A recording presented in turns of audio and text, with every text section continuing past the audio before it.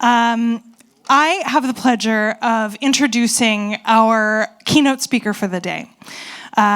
So I want to share with you a little bit about him before he comes up here. His name is Joshua Spodek. He is a 2-time TEDx speaker, a best-selling author of books called Initiative and Leadership Step by Step. He's the host of the award-winning podcast, Leadership and the Environment. He holds a PhD in astrophysics and an MBA from Columbia, where he studied under a Nobel laureate and helped launch a satellite. He left academia to found a venture to market an invention that showed animation images to subway riders between stations. That sounds like something we might be interested in. He teaches and coaches leadership and entrepreneurship at NYU and the Columbia Business School. He's spoken at Harvard, Princeton, West Point, MoveableInk, and globally renowned corporations like this one. He has appeared on major networks, the New York Times, Wall Street, and more. He has also visited North Korea twice, something that not many people from the United States can say. Swam across the Hudson River, same. Has done burpees daily since 2011. That is 135,000 and counting. He takes 16 months to produce 1 load of garbage. He hasn't flown by choice since March 2016. We're thrilled to have him as our guest today. Please give a warm welcome to Joshua Spodek.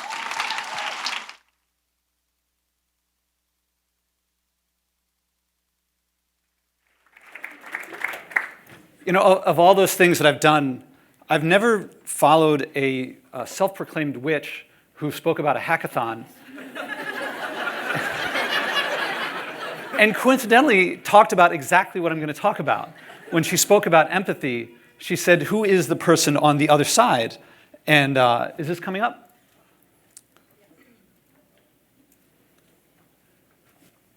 Want to make sure everything's working.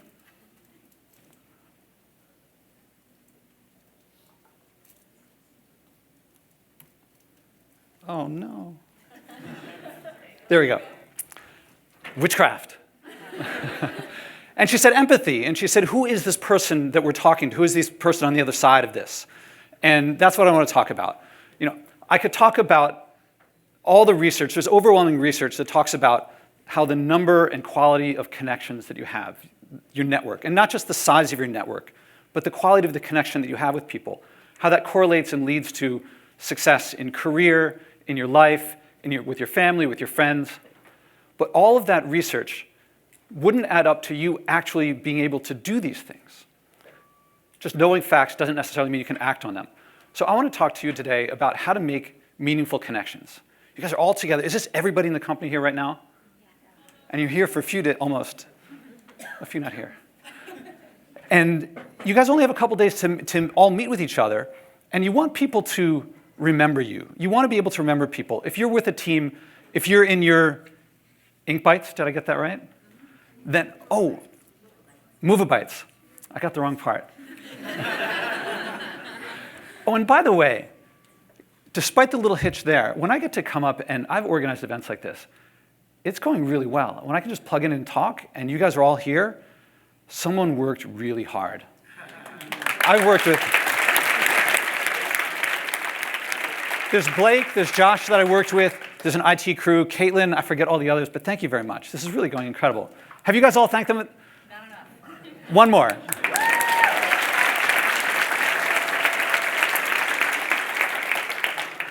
So when it's time for you guys to work together with people that you've met here, you want them to remember you. You want to remember them, not just for traffic and sports and weather. That's kind of not what you remember. You know, I thought of coming up here and I thought, maybe I can come up here and I'll talk to them like people do when they introduce each other. I could come up here and I could talk to you about traffic on the way over and weather. And you probably wouldn't remember me, or if you did, it would be for giving a really boring talk. You wouldn't really remember much about it. But oftentimes when people meet each other, I hear people, and it's not just meeting for the first time, but also meeting people that you've worked with. I hear a lot of traffic and sports and weather and things like that. Have you heard a bit of that when you meet people? Why do people, I'm going to ask you in the audience, why do people talk about traffic and sports? And probably people have heard, has everyone here heard the advice, don't talk about politics and maybe don't talk about religion with people you just met? Why is that? Why do we talk about traffic and sports? Relatable. Not offensive. Not offensive is one of the big ones. We care about things like religion and sports. And then if we disagree, we could get into an argument. And we don't want that to happen too early. And we don't know how to have that argument. So we talk about stuff like traffic and sports specifically because we don't really care about them. So we don't have fights, but we don't connect either. We have meaningless connections when we talk too much of small talk. And so what's important is, I think, to create relationships where we connect with each other very quickly in order that we can, as teams, connect with each other, have each other's back, work more effectively, produce more, also outside of work, relate with our families, with our friends more, and deeply. Now, I'm going to have actually, we have a pretty big group here. I'm going to ask a couple people, if you don't mind, I don't really know you guys so well. Can maybe 2 or 3 of you share what brought you here today? I mean, I know you're all here, but you have different reasons for coming here. Can maybe a couple of people share what brought you here? Why did you choose to come here? And something that people can, when we go and meet afterward, people will come up to you and say, like, hey, you know how you mentioned that thing? I like that. Can 1 or 2 people share? Warming you up. Your name? Julio. Julio? I know most of you here. Am I loud enough for the other side? Aside from, obviously, this being our company kickoff and we're required to be here, I think I find, especially the yearly kickoff, really inspirational. In fact, I was just talking to Vivek earlier around how, because it's so intimate and safe and we're not putting on a show for like our clients, it's a great way to start the year and feel sort of like motivated to hit our goals. And it's nice to hear from everybody else what's driving them to hit their like 2020 goals or yearly goals. And something that others can connect with me on, food. I like food. Let's talk about that. Restaurants. Yeah, I am happy to drop a significant part of my check on an expensive meal. Just because I like food. So, yeah, I mean. Cool, thank you. I heard connection. I heard hearing from others. Starting the year off right, motivation. Maybe one more? What's your name? Chris. Chris. What brings you here? For me, it's my first event where I get a chance to meet everyone in the organization. So aside from learning about what our goals are, each department's goals are for the year, I get a chance to see all their faces in the flesh. That's important. Okay, I'm not sure if everybody could hear, but it sounds like meeting everybody in the flesh. I want to help make these connections happen. In a minute, we're all going to practice the meaningful connection exercise, and you guys are going to connect with each other in a way. Hopefully some of you, maybe you're born with it. I hope so. I was not. When you study physics like I did, you don't learn about the connecting with people. Electrons weigh what electrons weigh, whether you like it or not. And I really needed, it wasn't enough for someone to say to me, you know, go off and just be yourself. I wouldn't know what that meant. How could I do anything else? I needed someone to tell me specifically, here's what to do, how to do, practicing any social or emotional skill. I needed it step by step. Actually, it turns out later, that's a very effective pedagogical technique. When you want to learn social and emotional skills, you always practice through the basics. And today I'm going to give you some basics, and I'm going to warm you up. You guys are going to speak with each other and hopefully connect in a way beyond what you have before. I'll go quick through a little bit. Have people looked me up already? I'm so used to now. People are like, they start talking about me in the swimming across the Hudson and stuff, and everyone's like, So I'll go quick through the CV. So I have a PhD in physics. There I'm getting my degree. And I helped launch a satellite. There's an artist running off in space. It's still taking data. I'm very proud of, although I left the field. I left school to start my first business. My mom is very proud that there's my name in the Wall Street Journal. And of course, business has its ups and downs. We hit a recession. I got squeezed out by the investors. I could tell you more about it if you want to see me cry on stage. After the tears, I went back to get my MBA. There I'm, same picture, you go with the good one. And now I teach at NYU, I teach leadership, I teach entrepreneurship. I also coach at Columbia. My courses are available online. And there I am swimming across the Hudson. I blog every day. And you heard about swimming across the Hudson. You heard about the not throwing away garbage and things like that. I could talk about more about that too. My Leadership in the Environment podcast. And leadership step by step. Some of you are going to get it. I'm not sure which ones, but I'm going to ask for a volunteer in a bit. So those who want the book, volunteer early. So there's leadership step by step, and there's initiative. And these give you exercises to develop skills as opposed to just telling you theory. And what we're going to do today, actually, this is the exercise Meaningful Connection is chapter 17 in the book. So why I teach this stuff? When I was getting my PhD, tell me if this sounds familiar to anyone. I would go to work. Work was doing research, helping build a satellite and so forth. And I didn't really know what to do. I would go to my advisor and say, what problem can I work on? And he'd say, here's a problem to work on. And I'd work on it, and I'd come back and I'd say, all right, okay, I finished that. What can I do now? And he'd say, here's another thing to work on. And it was just kind of like lurching forward. What I didn't pick up was that there were classmates of mine and other people working for the same advisor who they really connected. They found mentors. They found people to work with. And those human connections made things happen for them. They got better experiments to work on. They published earlier. They published faster. They liked the stuff more. But I didn't really know how to connect with people. So it was really, I didn't know how to get better projects. I didn't know how to get more responsibility. I didn't know how to play with the knowledge that I found in order to do things that I found more interesting. So even though I was getting a PhD from an Ivy League school, this is like a very advanced degree, I was at the pinnacle of our educational system, and I felt trapped. I felt like, at this point, I didn't want to keep doing research. Most people in physics, either you keep doing research, you can go into industry, which meant military industrial. That's not really what I wanted to do. You could go to Wall Street. A lot of people in physics do that. That's not a culture I really wanted to do. And I felt like, what can I do with a PhD in physics? Has anybody felt that about their degree? What can I do with this degree? It's a really weird question because I certainly knew about entrepreneurs and people who had started businesses and left school, not even finishing college, and they could do anything they wanted. And it didn't occur to me until many years later. I had more education, yet I felt I had fewer options. Isn't that the opposite of what an education is for? Kind of a weird thought. One of the things that changed it for me was learning how to create relationships and developing social and emotional skills. Now, school did not teach that to me. I hope you guys learned it. I think I got a couple of years on you. Hopefully they're teaching this more now. From what I hear, it's a lot of not that. A lot of analysis and learning factual recall, things like that. As I mentioned, classmates with mentors worked on better projects. They published more. They enjoyed themselves more. When I eventually made it to business school years and years later, that's where I learned that there were classes in leadership. There were classes in social and emotional skills. But they didn't actually teach those skills. They taught that they could be learned.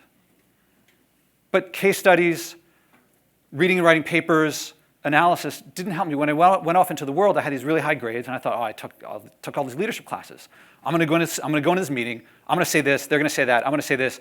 We're all going to agree. It's going to be great. I'd walk into the room. I'd make eye contact with someone, and it would all fly out the window because I would fall back on what I knew, which was how to read papers and write papers, not how to do things. So the 15 years since then, I've made it my passion. It's become my passion, almost despite me, to teach the social and emotional skills of leadership, of entrepreneurship, but it's also of all relationships, how to teach them, not just about them, but to teach them, not leadership appreciation, but actually how to lead, how to connect with people. So I'm going to illustrate this with a story. This is now a year or two after business school. I live in the West Village. At the new school, there was a panel. This isn't the actual panel, but you've all been to panels where there's a speaker and maybe 4 or 5 people speaking. One of the speakers was an author, and I loved this guy's book, and it made a big impression on me. And I thought, I'm going to go talk to this guy. I'm going to use all my leadership stuff. I'm going to go meet this guy, and we're going to have a great connection. So the panel goes up on stage. They talk, and when it finishes, the people come down in the audience, and I work up all my nerve to go up and talk to him. And I walk up to him, and I say, I read your book, and it made a big impression on me. I just wanted to say thank you for that book. It was such an important thing for me. And he was touched, and he goes, oh, well, thank you very much. That means a lot to me. So that's what I'd prepared. So he's looking at me, and I'm like, and I'm thinking, say something quick because he's looking at you, and if you don't say something quick, then he's going to think you're weird, and now time is passing, and now it's even weirder, so you better think of something really good to say, because now even more time is passing, and you better, has anyone have this thought? And so I'm like, I don't know what to do. And so I go like, oh, well, thank you very much, and I walk away.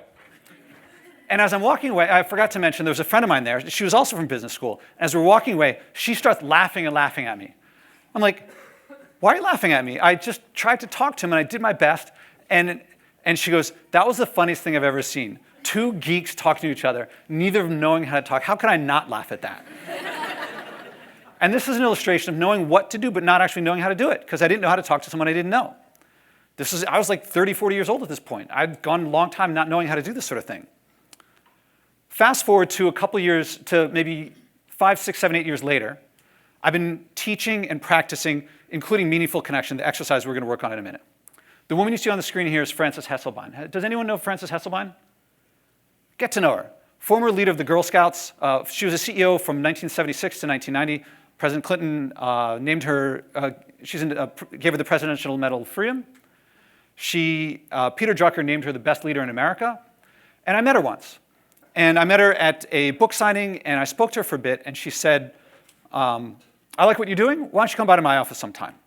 So I came to her office for coffee, and on the way there, I thought, how am I going to talk to her? She's written a lot of books. I certainly want to learn about leadership from her, but I don't want to ask her a question that everybody's asked. I don't want to bore her. I don't want to ask her something that I could have read about in a book. And wait a minute. I have this meaningful connection exercise. I'm going to do meaningful connection with her. And so I get there. Her assistant walks me into a room. Her room is unbelievable because it's like this office mounted up above everything are her books translated into every language you can think of. There's pictures of her with every president since Reagan.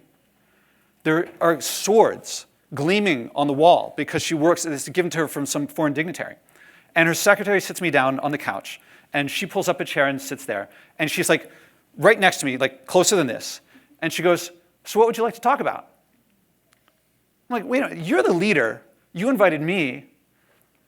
That would have normally put me on the spot because she's saying, the best leader in America is saying, you lead me. But I went into meaningful connection, and I'll tell you what it was later. I just did the exercise that we're going to do. And I was originally scheduled for a half-hour coffee with her. 3 hours later, after we went down to get lunch and came back up, her assistant came in and said, Ms. Hesselbein, I apologize, but your next person is here. I have to ask you wrap up because the next person's waiting to come in. And Frances turns to me and says, I don't remember a more delightful conversation. Oh, I've never gotten that.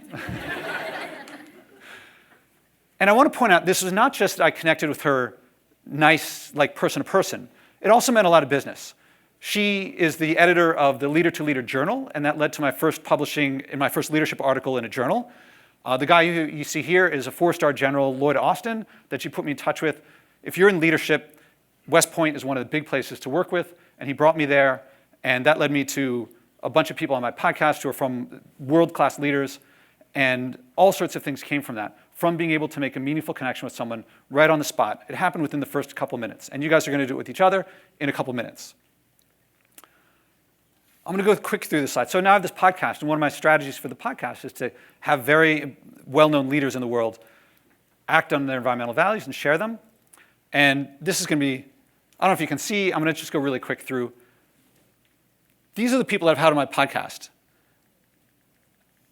just in the past year or so. And actually, I've become friends with many of them. And sorry to put too many for you to see, but this is what happens when you can make a meaningful connection very quickly. This, for me, is a big turnaround from being a geek that gets laughed at when he tries to talk to someone that he wants to talk to. Okay, now the exercise. So this is useful in networking, in job interviews, on either side, whether you're interviewing someone or being interviewed. When you're being interviewed for promotion or considered for it, for social events, and especially for any teamwork-based things. You want to be able to have each other's backs. I use it at least weekly. I've used it once today, in fact, with someone in this room right now. They'll pick it up. And I'm not saying it's the only way to create a meaningful connection, but it works. And so I'm going to have you guys practice it. And I'm going to ask, is there anyone who would like to come up here and make a meaningful connection? You will learn more than anybody else here. Come on out.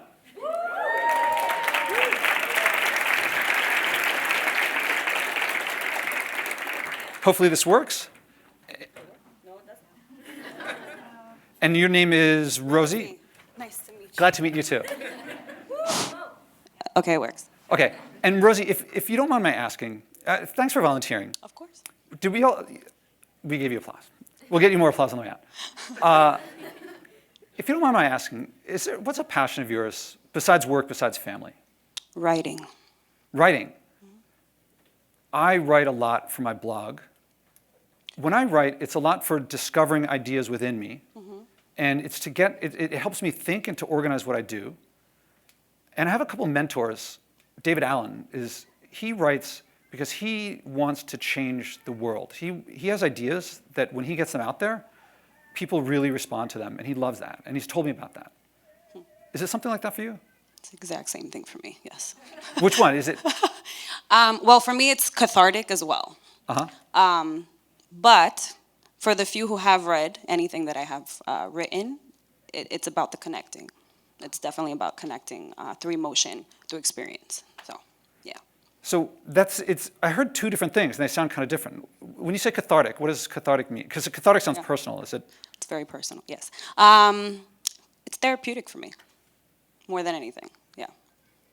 I don't want to pry, and don't say anything that you're uncomfortable in front of all these people. Therapeutic in what way? Because. Okay. Wow, this is getting personal. If it's too personal. Well, you also mentioned about connecting with people, if I heard that right. Yes. How does that work out? Because do you publish or what's No, I'm not published yet. Yet. Power of intention. So I primarily am writing my personal experiences, but I also write fictional pieces. So, creative pieces, creative writing. I do a lot of that. So, yeah. What's the connection like when people is it people read it and come to you, or how does that connection work? No one asks me to read anything I've written. It's mostly when I present it to them. So yeah, if it's like my sister, I'm like, hey, I wrote something, check it out. She'll read it and she'll say, oh my God, I love the way you described X, Y, Z, and that's how we connect through my words. I connect through my words. So yeah. Okay, now I want to keep asking more to find out how these connections work. Okay. But I just wanted to. How do you feel about what we're talking about now? I do feel a little uncomfortable, but in a good way. You're forcing me to open up, and I'm more of an introverted extrovert, if that makes sense. So. Says the woman who volunteers. I want your book.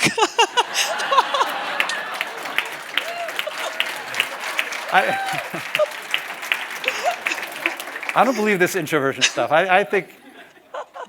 So you feel nervous but good. Yeah. Okay. Yeah. All right. I want to keep. If we get to keep chatting afterward, I'd like to. But thank you very much. Oh, of course. Yeah, I'll put it under here. And now, meaningful connection is not designed to be done with 300 people in an audience. So that's not exactly that. That's a little bit different than it would normally be. How did it look to people from the audience? It's not a performance thing you'll be generally doing without an audience, but how did it look? I see. Sorry? Interesting. Jumping into a personal subject was important to her. Okay, and it probably didn't seem like it was about to get into an argument like over politics or religion. Hopefully it felt like she was talking about something meaningful to her. Did it look like I was following a script? No. Glad to hear. I'm getting good at this. I actually was following a script, and it's a script that you guys are going to follow. As I mentioned before, I needed to be told specifically what to do to practice things. As I mentioned also, it's a useful pedagogical technique. If you want to play Carnegie Hall, it doesn't work just to say, go up and play your heart out. You got to play some scales first. There's different ways to learn. I haven't learned to play piano, but I understand that it begins with this. This finger on that key, this finger on that key, this finger on that key, and then eventually you work up, and if you keep practicing your scales, eventually you can play simple pieces, the simple pieces turn to complex pieces, and eventually you can express yourself through the music, and then eventually you can play your heart out. But it's this crazy thing that happens. You start with very basic mechanical things, and that takes you up into what to me seems magical of expressing yourself. And that's what we're going to do. What this meaningful connection is like a scale. So that's why I follow a script. I recommend that the first couple times you do it, like here now, you follow the script pretty closely. After about 10, 15 times of doing it, branch out and make it your own. I'm not here, I don't want you to do my way of doing things, but follow the script and it'll become natural to you. So the script, and tell me if this sounds familiar. It starts by asking the person what they like to do. And I usually say besides work and family, not because they might not be passionate about those things, but generally you get the same conversations they've had a million times before and you don't get really exciting things. If they come back and say, but really it is work, all right, I'll let them go because they overcame my resistance. I like to say, what's your passion? For some reason in the business world, people don't like to use the word passion. It took me 6 months since someone suggested for me to do it to practice and practice until I said it. I recommend giving it a shot, especially here right now. I just gave you permission. But if you prefer out in the world to say, what's a hobby of yours? What's something you like to do? You can do that. But I recommend moving to passion because the more that you can use the word, the more that you get passion in your life. People are almost always going to answer with something pretty usual, what I call a cocktail party answer. That is, they're going to give you a hint of what's very important to them, but they're not going to say too much. Writing is a common thing you'll hear. Movies, books, food, restaurants. These are things that a lot of people say. It's a direction of where they're going, but see, they don't know who you are. They're feeling a bit vulnerable at this point because when I share a passion of mine, you could laugh at me, you could manipulate me, you could make fun of me. So hence the cocktail party answer. The next stage is, to me, the big key part of it is how do I convey to the person, I'm not going to judge you, I'm not going to laugh at you, I'm going to support you. See, if I say that, that's what people who aren't going to support them would also say. So it's not credible just to say that. So one way to do it is what I do, which is I talk about people in my life, one of them could be me, and I speak about them, us, in a supportive, non-judgmental way. Now, I've had this exercise done with me many, many times, and when people do it with me, I feel like, oh, you're talking about people just like me in a supportive way. I bet if I talk to you about myself, something deeper than what I just said, I bet you'll speak about me in a supportive, non-judgmental way. So the next step is the parts in green are variables. So while you're doing this exercise, you got to listen to what they're saying and think of how to fill in those variables. So when she said writing, I said, cool. You know, I picked me as the first someone that you know. I like to write, and I gave my reason for writing. Someone else I know who writes, and I give that person's reason for writing. And then I say, is that what it's like for you? In most cases, the person you spoke to now feels a little more comfortable sharing a little bit more than they did. In fact, when people talk about their passions, they generally really want to share. I mean, what do we want more than to talk about and share what we care about most when we expect that the other person is going to respond with support? I mean, that's intimacy to me, is the people in my life that I can share with, and I expect them to come back, and even if they disagree, they can still support me. So usually what happens at this point is the person will speak at more length than they did before. So they'll start sharing this passion because they feel like, oh, now finally I can talk about it. This person's going to speak about me in a supportive, non-judgmental way. This is a challenge, and it comes with practice, but listen to what they say, and notice in what they say, there's almost always going to be a few words that either are particularly emotional words, or they put stress on, or they say multiple times, or that you can identify as medium caring words. Because when they say, you know, they have ideas in their minds and in their hearts. We all do. And words can only convey so much. So we put what can't go into words, the emotional content, we put that into how we stress words or word choice. And if I say those words back to you, I will get all the meaning that you put into those words, even beyond what I know, which will come out in further conversation. What doesn't work is what I used to think. I used to think if someone told me something very meaningful, I would take what they said and put it into my language and try to demonstrate, I processed what you said. By putting it into my language, don't you see that I've registered it? Nice idea, but it turns out it doesn't really work. If I say to someone, if she says writing and she says part of it is catharsis, and then I say, oh, so it's to make you feel better. Probably she would say, no, catharsis. Catharsis is usually when you use the words that people say they feel like, oh, I felt listened to. And so the thing to do is if you listen to these words, is to respond to them generally to asking simple clarification questions. What do you mean by catharsis? That was one of her, that's not a common word. She also, when she answered later, if I remember right, she used the word connection multiple times. And connection to me is a meaning-carrying word. Do you remember when I asked you about connection? Do you remember by any chance how you felt when I switched from one because it was getting a little too personal? I said, tell me about the connection. Do you remember how you felt? A little warmer. People generally feel that way. The most common answer I get is, I felt understood or I felt listened to. And that's what this exercise is about, is to make the other person feel listened to, connected, supported, understood on something that they care about. This is a meaningful connection. It's hard to say, I don't want to overjudge. Do you felt there was meaning in our connection? Perhaps a bit inhibited by the 300 people out here. Yeah. And you guys will just be doing it one-on-one yourselves. So it's going to be your turn. You guys are going to do this. In a second, I'm going to put the script back on, and you guys are going to do the exercise. It's totally fine, since you've never done this before, that you can look at the person and you can go, because we all haven't done it before. Please don't pick a passion of yours that you can't talk about in a professional context. Please don't pick a passion of yours that's really like it's so personal that it's hard for you to dredge stuff up. Hopefully you have multiple passions. And it doesn't have to be the most biggest passion in the world, but something meaningful to you. And I'm going to go around afterward. I'm going to ask people, and you're going to go a couple minutes one way and then a couple minutes the other way. So each of you is going to get a practice asking and practice being asked. And I'm going to ask a few people to volunteer answers. I'm going to ask, as the questioner, what were the meaning-carrying words of the other person? So for me, it's catharsis and connection. If you don't get to that stage, you haven't done the whole exercise. And you want to give people that feeling of, I felt understood. And when you're being asked, or when you were being asked, how did it feel? Because when you do meaningful connection with people, and you can do this with random people that you've never met before. I do this with people, first thing I say, hi, my name's Josh. If I'm at some networking event, I might say, we're at a networking event. You know, what's a passion of yours besides work and family? Most people work up to it, though, the first couple times. But because I know when people do it with me, I feel great. I really love when we get to that last stage.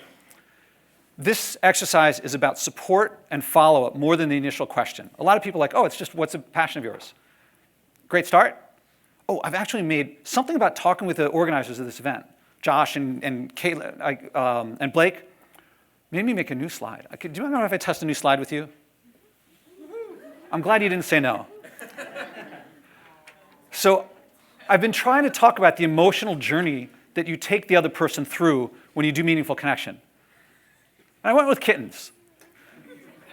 So I think that a lot of people, when you say, what's a passion of yours? Do I read on this kitten a bit of like, I do want to come out, but I still want to stay protected? And I think that's how people feel like, I would like to share, but I'm not sure yet. Now, there's something that a lot of people do. I'm not saying not to do this in the rest of life, but in this exercise, a lot of people they might hear writing or movies or food, and they say, oh, really, why? That's not part of the exercise, because if you ask why, you're taking someone who you've made to feel a bit vulnerable, and you've gotten them to go farther out on a limb. And you don't want to put them farther out on a limb. You want to make them feel comfortable. So if instead you talk about two people that you know in a supportive, non-judgmental way, that brings them closer back to the trunk and makes them feel more comfortable. And when you listen to them and you use their words back to them, I think that makes them feel like a lion inside. Because we all have these passions, we really want to express these things. And I want everyone to get to the stage where you make the other person feel confident, sharing something that matters to them, and you're supporting them for that. And that's what comes when you are like that trunk. You support them. So you're going to feel tempted when they say, I like to travel. You're going to say, oh, really, why? Hold back on that. That's for you. For them is show them support. Is it natural when you're having these meaningful connections and you're asking people about their passions for them to kind of jump in and pivot it back towards you? Like, how would you navigate that conversation? Like if you're trying to really learn about them and make a connection about something they're passionate about, I feel like my natural instinct, but then after you asked me, I would say, what about, yeah, that's how I like writing, but what is your passion other than work and family? So the question was, does it happen when you're doing this? Do people start turning it back to you? Fair assessment? So yes, that happens a lot. That's what we want to have happen. So when you support other people, they tend to share openly, and you'll also feel compelled yourself to share. It's hard not to, because we want to reciprocate. That's what this does. Today, when you're practicing, even when you're the one being asked. I mean, if someone says, what's a passion of yours besides work and family? And you say, well, I love to travel. Let me tell you about my trip to Paris. And you could talk for like half an hour. Hold off on that this time so that the person gets practice. But if then the person comes and asks you questions, that happens a lot. I love that. I also keep in mind where I am in this exercise. So if they start asking me questions, and I've asked question number 1 and question number 3, but haven't yet gotten to 5, I'll save that. And I'll keep in mind the meaning-carrying words, even if we talk about other things. And then it might be 5 minutes later, it might be half an hour later, I'll use those meaning-carrying words with them. And actually, if you remember the person you spoke to and their meaning-carrying words, and you talk to them at this event next year, and you use their meaning-carrying words, it will register with them. They'll say, wow, you really listened to me before. And hopefully people will do that with you. I love when people do this exercise with me. Any other questions before getting started? So it's roughly a 3 to 5 minute exercise. So I'm going to count 4 minutes. You are going to go in one direction. I recommend, before you do question number 3, pause for a moment and think of the 2 people you want to use. Then before doing step 5, pause for a minute and think of what were the meaning-carrying words. So pause a bit. So I'm going to say 1, 2, 3, go. And then you guys, it's going to get really, really loud. And then in 4 minutes, somehow I'm going to have to like tap on here, something like that. And I'm going to say, OK, everybody switch directions. And then 4 minutes later, I'm going to bring everybody back. Ready? Go.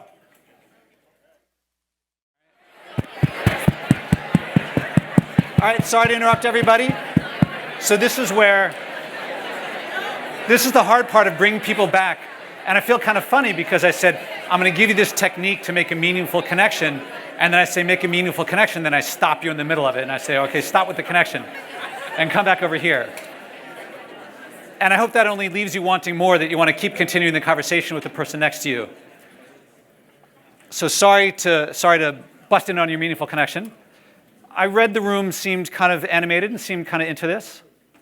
Oh, by the way, I forgot to mention, if it's OK, Josh, can I give you the slides to distribute? So everyone, I'm sorry if people felt they had to memorize the script or something like that. You'll all get the slides.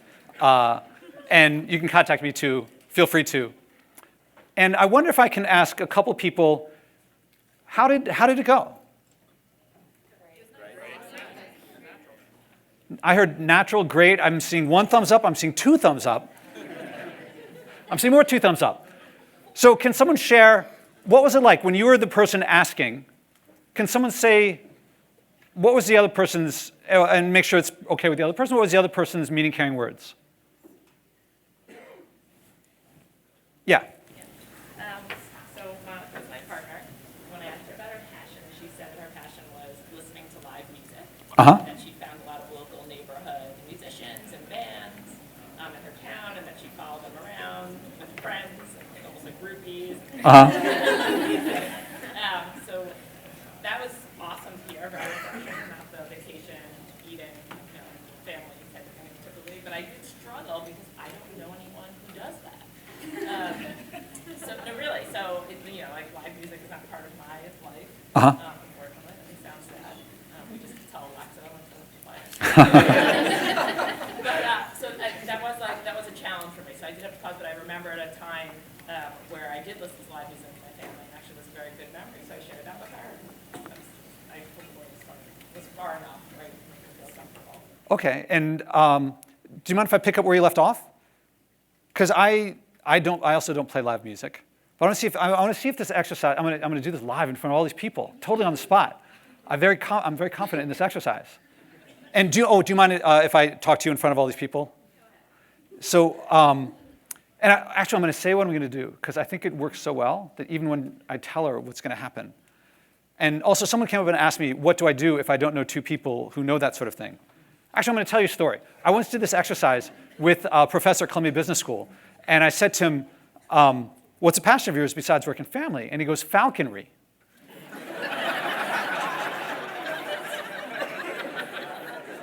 Now I know all about falconry because I talked to him about it.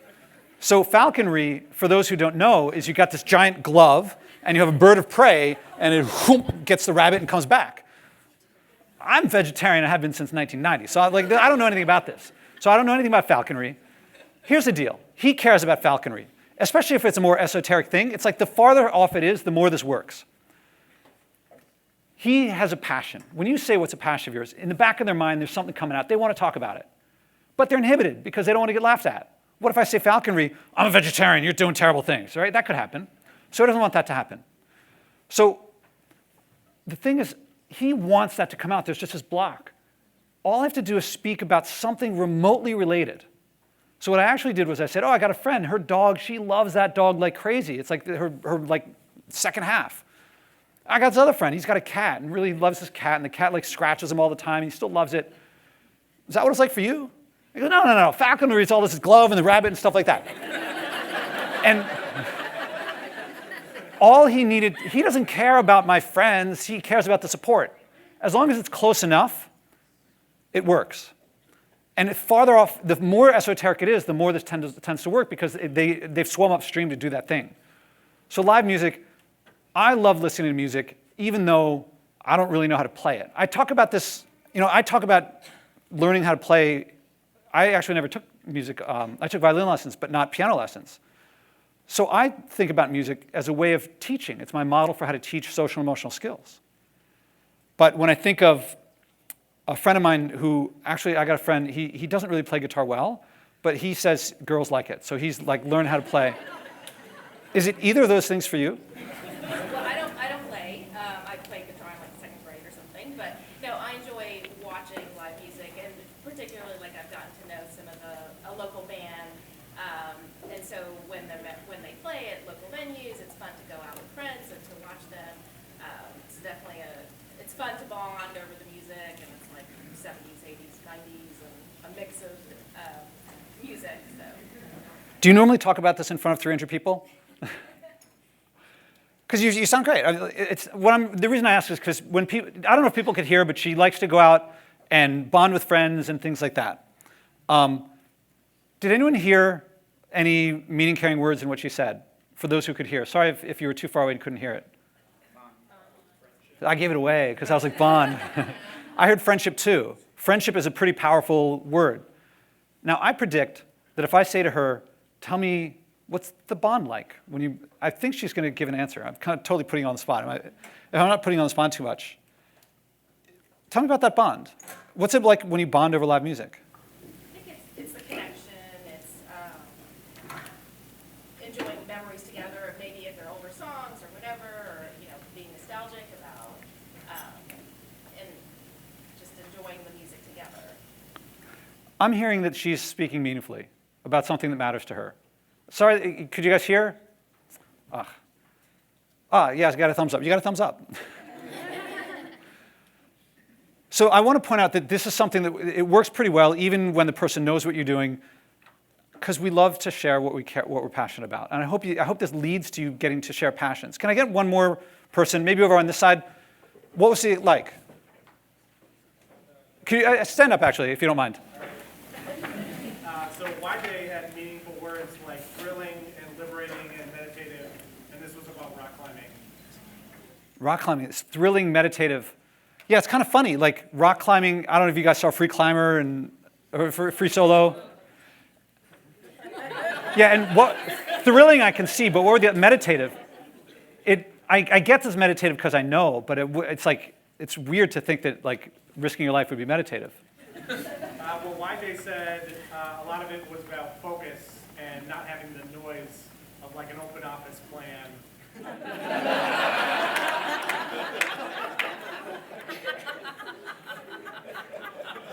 So this is, and how did you feel when you were asked on your side, how did it feel for you when you were being asked your passion when you were answering about your things? Yeah, if you don't mind sharing.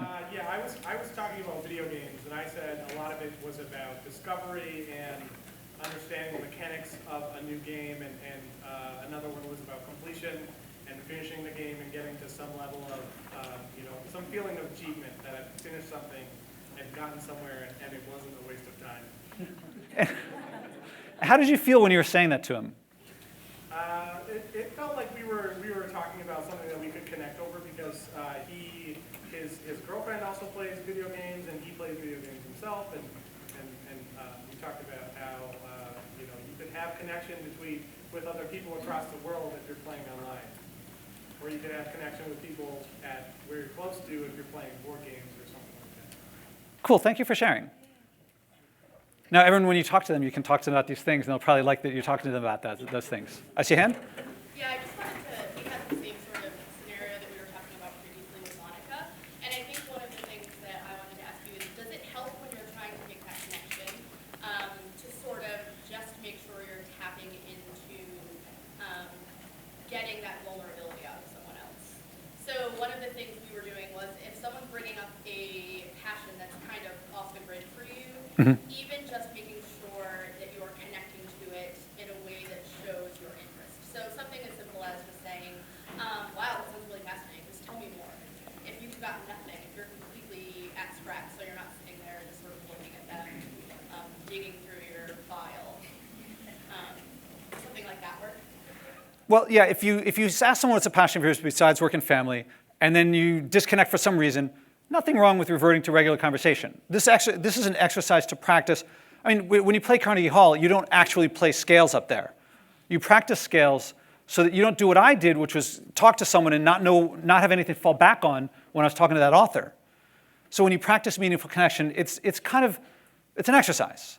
You don't have to do it at all, but when you do it, it's to practice and learn and get these things in, so that when it's less likely that when you're talking to someone in life and you're not just saying, like, I'm going to practice this exercise, you fall back on many, many exercises, many times practicing.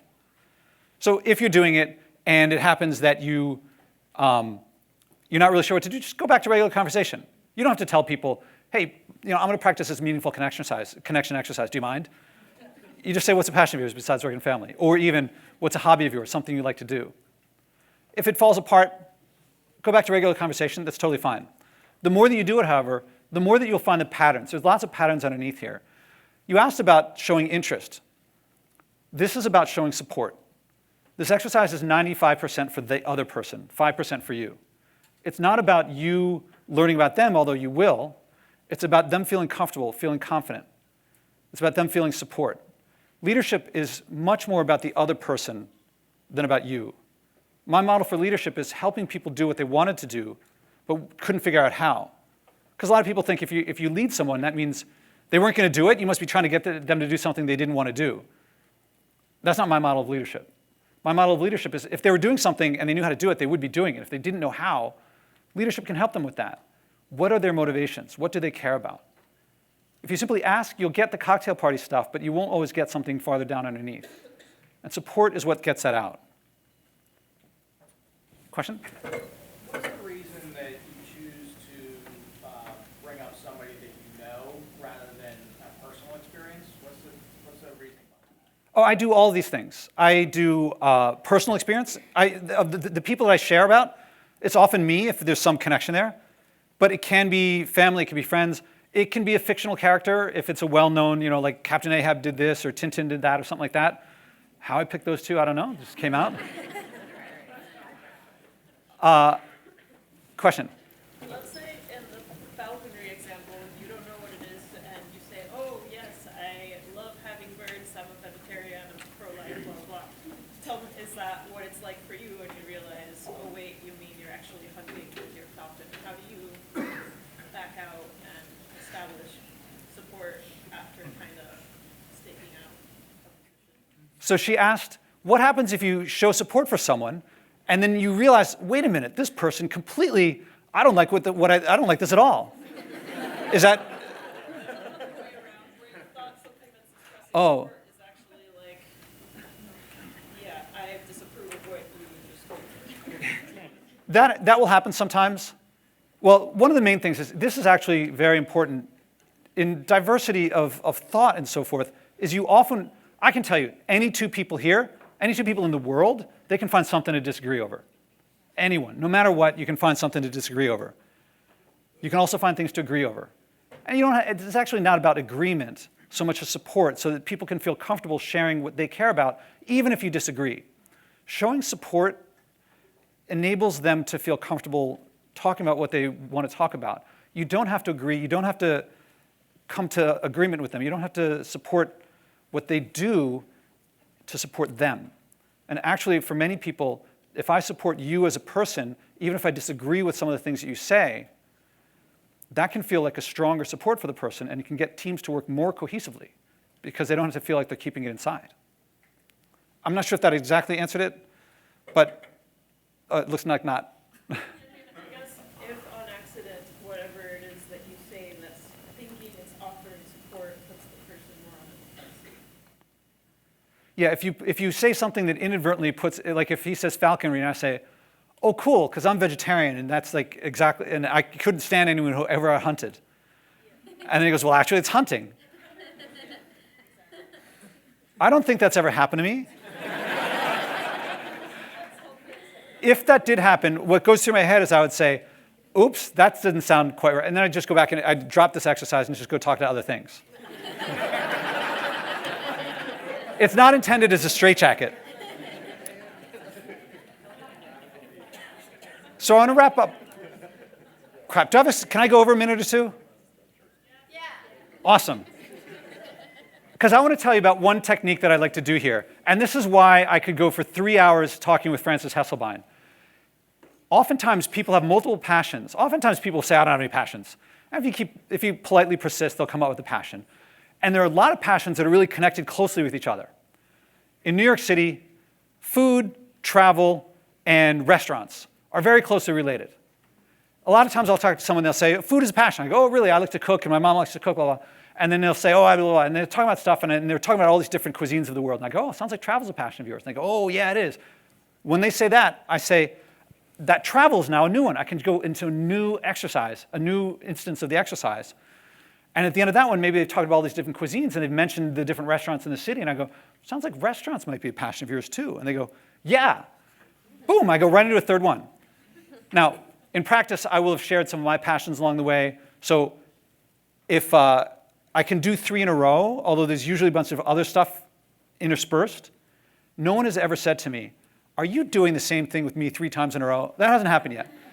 It tends to be like, oh, wow, Josh just seems to be someone I can really, really share about or share stuff with. And I like that. I like people feeling comfortable sharing things with me that they don't share with everybody else. So I want to wrap up,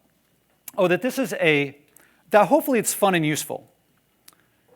This is part of an effective leadership technique, which is to behave and communicate in ways so that other people feel comfortable sharing what motivates them, their emotions. Normally we protect these things because the things that we care about most are also our deepest vulnerabilities. So to behave and communicate in ways so that they feel comfortable sharing what motivates them, but what also they feel vulnerable about. If you can connect what they care about to the task at hand, that task, they will now be doing it for their reason, uninhibitedly. And this makes that task meaningful for them. People aren't just doing things for the money. There's stuff that brought them here. You guys probably had to go through multiple rounds of interviews. You probably have degrees that you had to work hard to do. You have motivations that are motivating you beyond just your paycheck, just to get the job done. But every single one of you is here for a different reason. Maybe it's you want to make your parents proud. Maybe you want security. I don't know. Everyone's different. And when you can work when your teammates, when people you report to, when people that you report to that report to you, when your peers make you feel comfortable expressing yourself through your work, you will often feel inspired. You will often make people around you feel inspired. That's what we're here for. I hope that I've helped you create a process and an ability to connect with people. One, so that you're only here for what, till Friday? Thursday? So you want to connect as much as you can. Make that quick. Make that deep. But you're going to be working with each other for a long time. And everyone's for a different reason. That's the diversity of thought, the diversity of experiences, and everything that you can get that coming out, the more you make people feel comfortable, the more that you connect meaningfully. So help everybody else have that cat express themselves as a lion. Thank you very much.